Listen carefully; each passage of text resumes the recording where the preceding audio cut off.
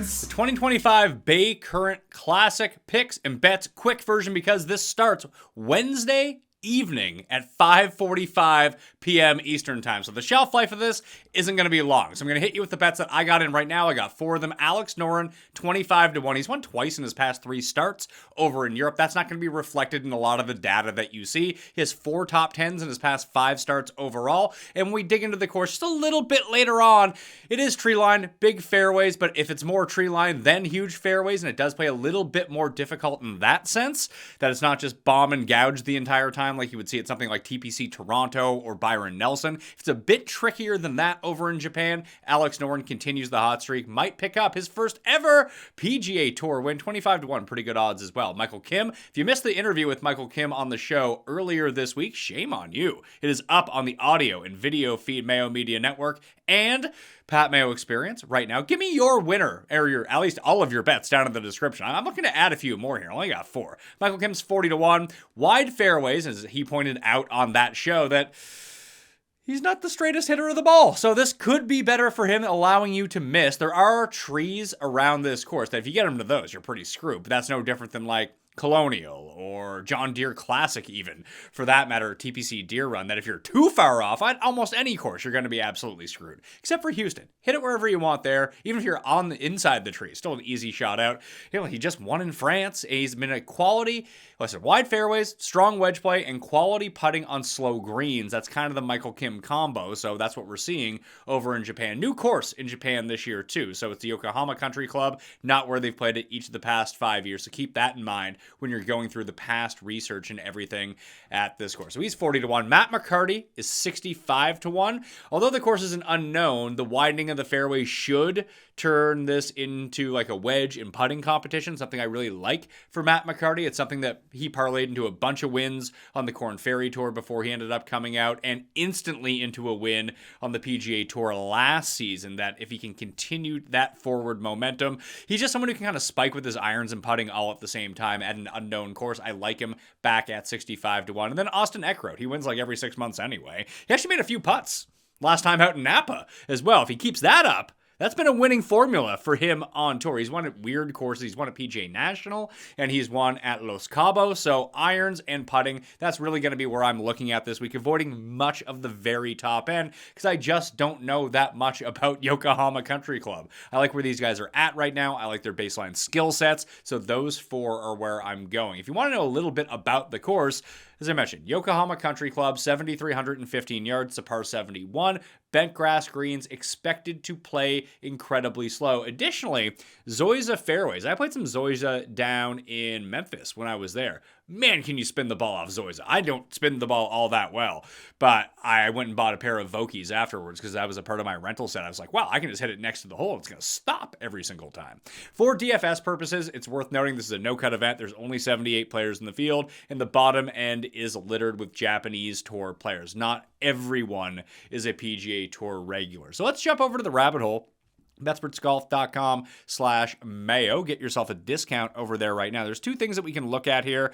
I made a model. If you go under View Expert Rankings, Bay Current by the PME, you can check out anyone's if you want there right now. So for DFS purposes, this might be a little bit better. I put in fairway proximity, 75 to 150. I just kind of treated that because of those ranges. Wedge play, strokes gained, 25% overall. If you just click on View Expert Rankings, you can see all of my percentages and what I used in here as well. Approach only 15 because I have all those proximity ranges in there already. Strokes gained putting on, you can see the filters that I applied, average and slow greens, and that's over the past 12 months. So the past year on those, 20%, and then top 10 percentage over the past 6 months at 10% as well. I just want guys that are continuously hovering up around the top of the board. So that's what we're looking at. Kitayama, Thorbjornsen, Griot, Potgieter, who just has horrible recent form, but it was pretty good when he was 6th, and then win through not John Deere Classic in Detroit, Colonial, and then Detroit, Fishburne, Nikolai Ty Højgaard,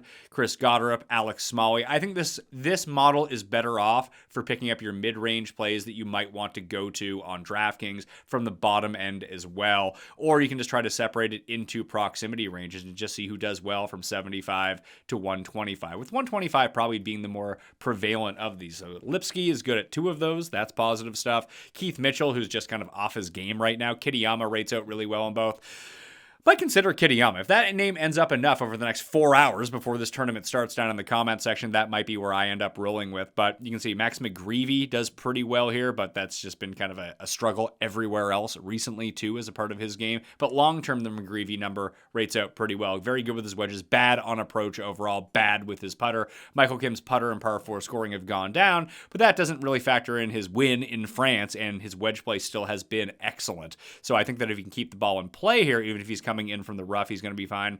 Vijagas, just an excellent wedge player. Putnam, an excellent wedge player. See Eric Cole, who hit his irons and putted really well last week in Jackson. So maybe it's another comeuppance for Eric Cole. He comes in at 65 to 1. So he's a look too.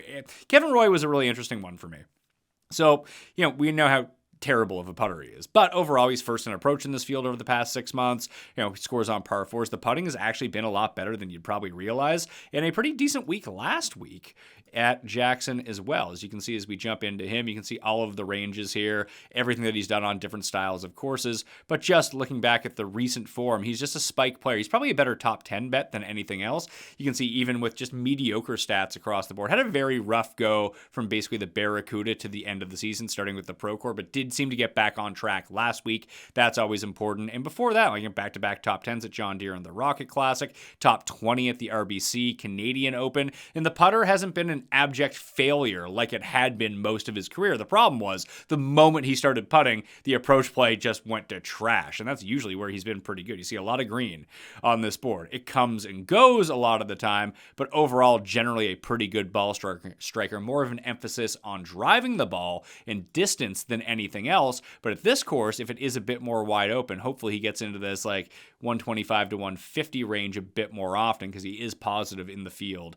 in that regard. Griot is excellent at all these things. Bud Cauley is pretty good at all these things. Maybe not a bad look for Bud Cauley as well. It's just he hasn't been playing an awful lot. You might as well just bet on, if you can get Brian Campbell at triple digits, you probably just bet him at any point anyway. So these are some of the guys that we're looking at who are pretty good with their wedges over the past 6 months coming in, and the ones at the very top are the ones that rate out really well. Some of the odds I just don't like from a couple of these guys, like Lipsky, Mac Meisner's down to 50 to 1, no thanks. Keith Mitchell is just doing classic Keith Mitchell stuff. Dude can't putt, and this we know, and that's not going to change. Maybe it spikes for him every now and again, but even the past few goes, his approach play has been god-awful now too. So if he's not being an elite ball striker, when we take a look at his totals overall, this is a per round average. So when we just take a look at his totals, it gets even worse when you see those numbers pop up onto the screen. BetSportsGolf.com/Mayo to get in on the rabbit hole, by the way, if you want to customize everything yourself. I think because I haven't done the most research on this, I really relied on Ron this week to look through. His article is free on BetSportsGolf.com right now. And he just has a complete course preview in here. If you're looking for the filters to plug in to the rabbit hole, he has them down here, and what he puts in the order of most importance in terms of stats for the Yokohama Country Club as well, along with a breakdown of the scorecard, the field, and the facts about the course.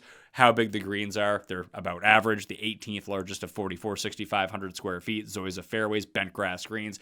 Everything in that regard is up there on BetSportsGolf.com right now. So Noren, Michael Kim, Matt McCarty, Austin Eckroat are the 4 bets. I want to hear some for you down in the comment section right now, as long as you smash and sub to Mayo Media Network as well. And if you want to listen to that Michael Kim interview, go for it. It's completely free. And I thought it was a good one too. People really seemed to enjoy it. He was very open, and we just talked about a bunch of stuff across the board, including him talking to Luke Donald after the Ryder Cup and what Luke Donald does as opposed to some of the American captains. He wants to be on the Ryder Cup team, what it's like to have a really good year on the PGA Tour, and where the expectation level is going now. It's all in there, plus a lot of laughs as well, and his upcoming schedule going both this week, what he's heard at least about this course before going over there. He's obviously over there now. He'll probably tweet out about the course if you want to know a little bit more about it. But again, 5:45 p.m. Eastern time for the Bay Current Classic start time to get all your bets and lineups in now. All right, I'm Pat Mayo. Thanks for watching.